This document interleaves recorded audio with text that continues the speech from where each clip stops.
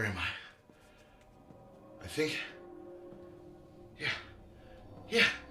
I think I'm in the original 1984 Terminator movie. Yes! I love this movie. Who's that?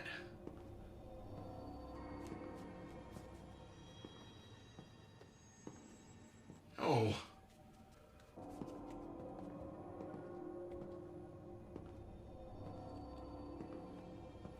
Damn it! I'm in Genisys! Shit!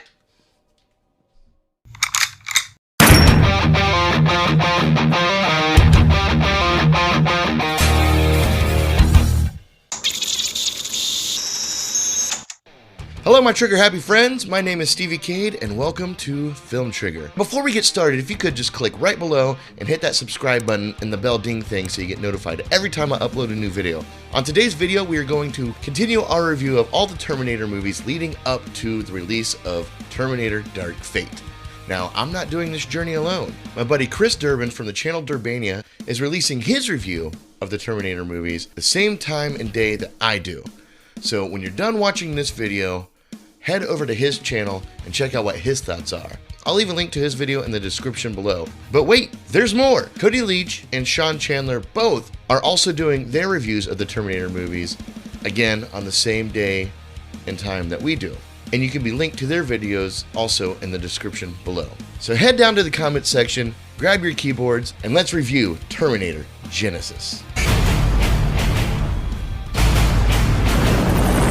Directed by Alan Taylor, starring Arnold Schwarzenegger, Jason Clarke, Emilia Clarke, Courtney, and J.K. Simmons. And in this movie, we get to see John Connor actually send back Kyle Reese to 1984 to protect his mother from assassination at the hands of the T-800 that Skynet had previously sent to kill her. But an unexpected turn of events creates an alternate timeline where Sarah Connor is an already skilled fighter and has a Terminator Guardian by her side. Now, much like Terminator Salvation, Genisys has a great plot that it could have built upon, and possibly even set up a future trilogy. But not even the prequel, sequel, reboot recipe could save this movie. But why? First, let's dive into the positives. The overall plot. Even though this film is trying to recreate the success of Terminator 2 Judgment Day and cash in on nostalgia, this movie does grasp onto a great concept. There is potential in using an alternate timeline to set up a future with the franchise. And this film starts out with a Terminator versus Terminator fight scene and is actually pretty awesome to watch and probably one of the best action scenes of the movie, in my opinion. I've been waiting for you.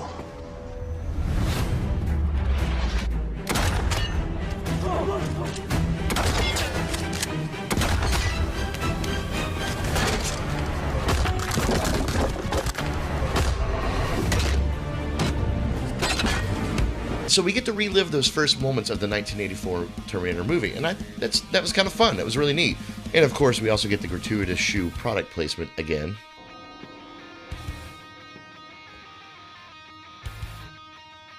And all of this is very Back to the Future 2, which was the screenwriter's main inspiration for this movie. And I also enjoyed Arnold Schwarzenegger's portrayal of the T-800 in this film, the kind of older father figure of Sarah Connor that he became. And I even like the mystery of who sent him back. Who sent him back? Those files have been erased. Oh, that's convenient. Some would say that's lazy writing, and you wouldn't be entirely wrong, but I think it stumbles on what could be an interesting story to learn about down the road. And that's all I got for the positives, pretty much. But I do have an honorable mention. J.K. Simmons is in this film, and I love the role that he's playing, even though it's a small role. And honestly, I think he should have been in the movie a little bit more to kind of break up the comic relief. Goddamn time-traveling robots covering up their goddamn tracks. Knew it. Now to the negatives. Let's begin with the cast. Emilia Clarke. I don't think Emilia Clarke is a bad actress at all, but I don't think she was the right choice for this role. And I feel she was chosen mostly because she kind of has that young Sarah Connor look about her. And when I first saw the trailer for Genisys, that's exactly what I thought. Oh cool, they got someone who looks similar to Lemon Hamilton. But she just doesn't cut it for me. I mean, she starts out doing a pretty okay Sarah Connor impression. Then as the movie progresses, she just kind of becomes her own character without that Sarah Connor feel. Although she did beat out Margot Robbie and Brie Larson in the screen testing. I understand that Sarah Connor is supposed to be a younger portrayal, but it's not the same younger Sarah Connor we know from the first movie. This Sarah Connor is already a trained fighter, so she's gonna have that sort of heaviness about her. So sometimes looking the part just isn't enough, or even a necessity for a really good actor. A prime example of this is Anton Yelchin, who played Kyle Reese in Terminator Salvation. He didn't look anything like Michael Biehn, but I forgot about that just a few moments after watching him perform, which I talk more in depth about in my Terminator Salvation review, which you can check out by clicking right up here. Now, speaking of Kyle Reese, Jai Courtney. This poor guy, he's like one of the most forgettable actors in my book. I mean, seriously, he's been in quite a few movies that I've seen, and I completely forgot he was in until I was doing my research for this review. He brings nothing to the role. He just does Jai Courtney things. I only know he's playing Kyle Reese because they told me he's playing Kyle Reese. And he happens to be wearing the same exact clothes as Michael Biehn was in the original movie. Which brings me to a petty point. That doesn't make any sense that he'd be wearing those same clothes. Because in that part in the movie, unlike the original, he's being chased by a T-1000 Terminator. More on that guy soon. But he just so happens to run into the same store and grab the same clothes while the Terminator is in the store with him, chasing him down. Like, I don't know. That just doesn't make sense for me, and neither does Jai Courtney in this role. Jason Clarke is John Connor. Is it bad that when I see Jason Clarke is in a movie that I automatically am disappointed by its casting? Okay, that's a bit harsh. I mean, he was really good in Lawless, but it's also not entirely untrue. He feels like he's just kind of reading his lines most of the time. I feel no real connection between him and Jai Courtney. Even in the beginning, he's treating Kyle Reese as a soldier and nothing more. And some would argue that that's kind of the point. He doesn't want Kyle Reese to feel more special, and they even touched base on that in the movie. But I feel that a really good actor would be able to show the audience something deeper through his physical performance. Kind of like Christian Bale did. Little side note here, Tom Hardy was originally eyed to play the role of John Connor, which, dude, I think that would have been an excellent choice, but a wasted one considering how the rest of this movie pans out. But Jason Clarke, stop phoning it in. Now, the storytelling of this film just doesn't do it for me. As I said, there was a good concept and plot that they had to build on, but no execution to do so. They traded decent storytelling for just doing cheap callbacks to the original films. And they didn't even do good at that. Listen, I know that time travel can get a little wonky sometimes, but there is one absolute truth in the Terminator movies. Judgment Day was August 29th, 1997, until John Connor, Sarah Connor, and the reprogrammed T-800 changed the future by stopping Judgment Day.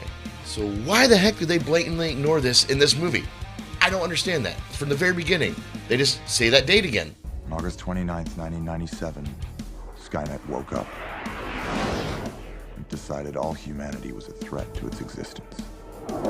And then they try to force feed you this Genisys plot via Kyle Reese dream sequences, where he's remembering two timelines at once because of an axis point or something. I don't know. Arnold, can you explain it, please? It is possible if you were exposed to a nexus point in the time flow.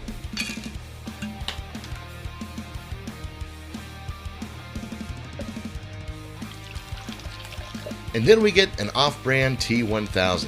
Same T-1000 flavor, half the calories. Okay, so you're going to give us another T-1000, just like in T2. Neat. I can kind of get behind that. But to have him wear the cop uniform again? Really? That's just a blatant ripoff. Except now, he can revive T-800s with his Terminator goop. There's the money shot.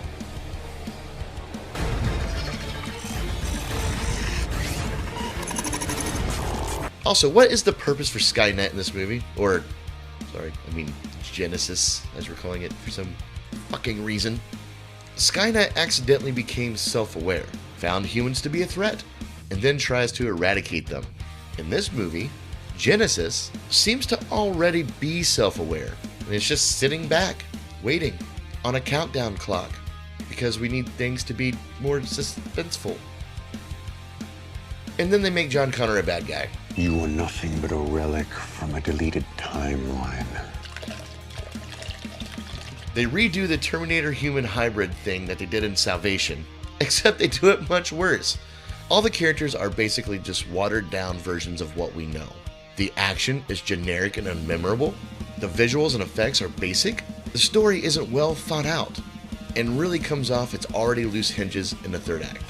This film is actually a cyborg disguised as a good movie, only to reveal itself to be a really long, late-night, sci-fi original show that has been sent here to waste my time.